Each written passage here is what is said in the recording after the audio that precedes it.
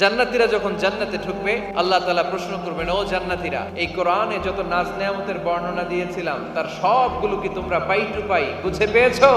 জান্নাতীরা বলবে পেয়েছি। হঠাৎ এক জান্নাতি হাত তুলে বলবে, আল্লাহ একটা জিনিস তো পাই নাই। সবাই বলে পাইছি, তুমি পাও নাই। কি পাও নাই? কয় আমনেরই তো পাই নাই।